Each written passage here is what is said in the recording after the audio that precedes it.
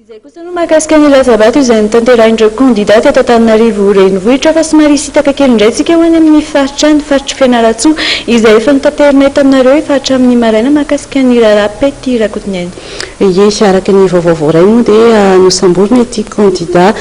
PDS n'Antananarivo teo PDS ny Fianarantsoa teo aloha ity raha nisy zavatra fantatra dia nanakorotana atao amin'ny birao fandatsahambato ny tenany milaza fa tsy tokony hotontsena ny fifidianana raha toka tsy tomombana ny manodidina ny fiarovana ny zony ireo mpifidy araka nambarany dia tokony ho savaina ireo mpifidy ary tokony tsy asiana izoloara ihany koa mba tsy hisiny osika amin'izay fifidianana izay. Telo moa ireo birao mpifidianana izay nahitana korotana mariantsika avy hatrany andindiny mahakasika an'izay. Ny maraina teo no voasambotra tany Fianarantsoa ny candidat Pety Rakotoniaina. Manoloan'izany dia nisy ny fivoriana no tanterahan'ireo tompon'andraikitra Isatsokajy ny teny amin'ny Tobira Tsimandrava, nahitana ny ministry ny Polisy-pirenena, ny ministry ny Fiarovam-pirenena ary ny SEG. Araka ny tatitra tonga ity zany dia misy candidat Pety Rakotoniaina ny candidat amin'ny Ben'ny Tanàna zany miaraka misy olona miaraka taminazy zany amin'ny bureau de vote vitsivitsy dia ny Nandrava ny isoloir ny trano efa le anakely natokana anaovana marika amin'ny bulletin nify zany dia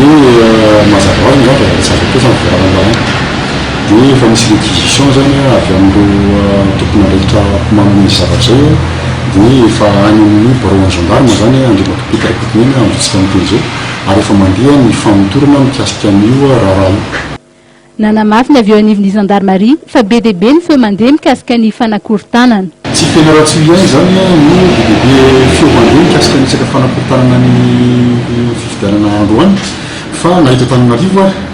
Antananarivo ary ity moa zany fifidianana au niveau ny commune dia mazava ho azy zany fa isaky ny commune tsirairay avy dia mety hisy ny risque na mety korotana. Ny fipetrany raisina zany dia somary mafimafy koa par rapport amin'ny tamin'ny élection antsika tamin'ny taona telo folo arivo zany satria araka ny teny teo au niveau any commune zany fa tsy national dia samy manana ny particularité zany ny commune tsirairay avy dia misy fipetrany raisina zany manokana na mafisina zany ny fisafony indrindrina amin'ireo toerana zay nainoana feo zany hoe mety hisy fanakorontanana mandritra ny fifidianana.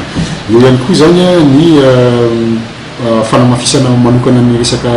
fisafona ny patrouille indrindrindrindra mandritry n'le déploiement na le fanisambato raha riva zany. Namafisina rano fantatra ny fanaovana ny fisafona na ny patrouille ary amafy hatrany izany mandritry ny fanisambato eny anivon'ny birao mpifidianana Arariva.